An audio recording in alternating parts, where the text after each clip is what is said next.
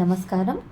అక్షరాల వెనుక అనంతమైన భావాలు, మనసుకు హాయినిచ్చే మన తెలుగు కథలు. శోభా కిరణ్ తెలుగు కథలకు స్వాగతం. కథ పేరు పుస్తకంలో పాత నోటు. రచించిన వారు ప్రతాప వెంకట సుబ్బారాయుడు గారు.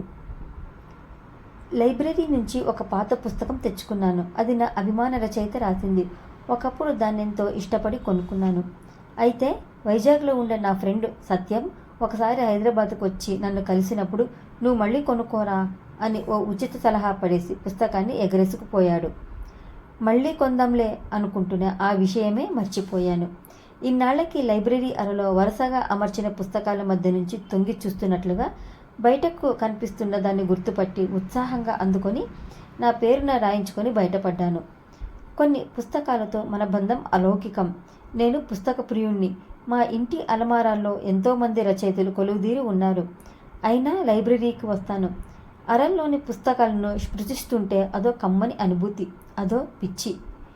ఇంటికి వచ్చాక కాళ్ళు చేతులు కడుక్కొని మా ఆవిడ పెట్టిన భోజనం చేసి ఆత్రంగా ఆ పుస్తకం అందుకొని పక్క మీద వాలాను.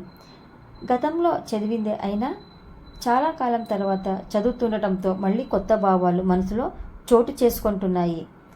యథాలాపంగా పేజీలు తిరిగేస్తూ మధ్యదాకా వచ్చిన నాకు అందులో ఓ 1000 రూపాయల పాత నోటు కనిపించింది. దాన్ని చూస్తుంటే ఆశ్చర్యం కలిగింది. ఇప్పుడా నోటు మామూలు కాగితమే, జస్ట్ బుక్ మార్కర్గా ఉపయోగించుకోవచ్చు అంతే. నాకెందుకో దాన్ని ఎవరు పోగొట్టుకున్నారో వాళ్లకు ఇవ్వాలనిపించింది. నాది వ్యర్థమైన ఆలోచన అని తెలుసు, కానీ ఎందుకో చాలా తీవ్రంగా అనిపించింది.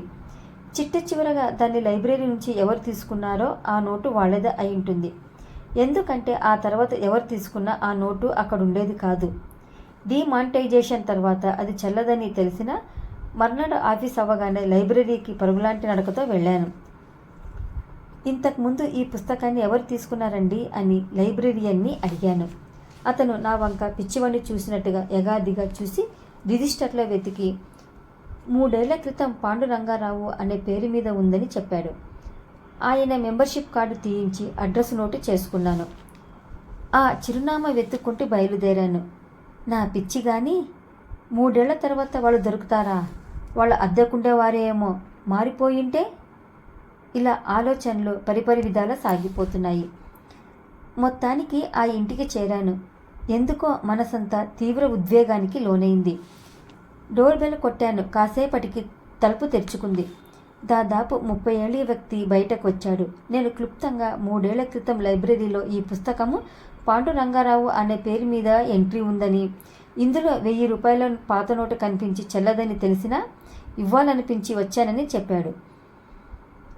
అతను నన్ను లోపలికి తీసుకెళ్ళి, రాజీ ఒకసారి ఇలారా అని గట్టిగా కేకేశాడు. లోపలెక్కడో పనిచేసుకుంటున్న ఆమె ఏంటండి అంటూ బయటకు వచ్చింది. ఈ నోటు చూడు అన్నాడు. ఆమె ఆశ్చర్యంగా దాని వంక చూస్తుంటే, చూడండి సార్, 3 ఏళ్ల క్రితం నేను ఈమెను చూడ్డానికి ఈ ఇంటికొచ్చాను. పాపం వీళ్ళ నాన్న పెళ్లి వారికి హాటు స్వీటు ఏర్పాటు చేయడానికి ఆఫీసులో అప్పు చేసి మరీ ఆ 1000 రూపాయలు తెచ్చాడు. ఆయనకి కాస్త మతిమరుపు. దాంతో అది ఎక్కడ పెట్టాడో తెలియలేదు. అవతల మేము వచ్చేస్తున్నాము. ఈయనకి నోటు కనిపించడం లేదు. మేము రానే వచ్చాము. మా నాన్న దుర్వాసుడు. అన్నీ సవ్యంగా జరిగితేనే చిందులేస్తాడు.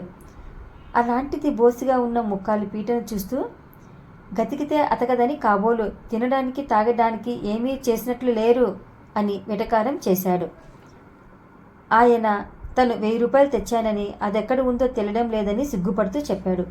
ఓహో, అందుకే 1000కే అంత వెనక ముందు చూసుకున్నారంటే ఇహ కట్నాలు కానుకలు దక్కినట్టే, కూతురికి గొప్పగా పెళ్లి చేసినట్టే, భలే సంబంధం మొత్తానికోయ్ అని వెక్కిరింతగా అన్నాడు. ఆడపిల్ల వాళ్ళందరూ కుచించుకుపోయారు. అప్పుడు ఈయన నాకు ఫలహారాలు కట్న కానుకలు వద్దు, అమ్మాయి నచ్చింది, జీవితాంతం ఒకరికొకరం తోడు నీడగా ఉంటాం అని అందరికీ, మరీ ముఖ్యంగా మా మామగారికి అర్థమయ్యేలా చెప్పి ఆ తర్వాత కొన్నాళ్ళకే నా మెడలో తాళి కట్టారు.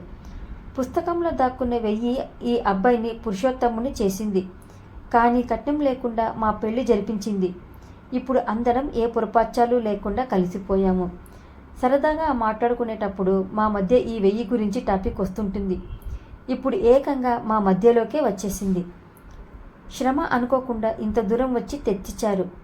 ఇది మాకు మధుర జ్ఞాపిక. ఫ్రేమ్ కట్టించుకుంటామండి. థ్యాంక్స్ అంది రాజీ ఆనందంగా.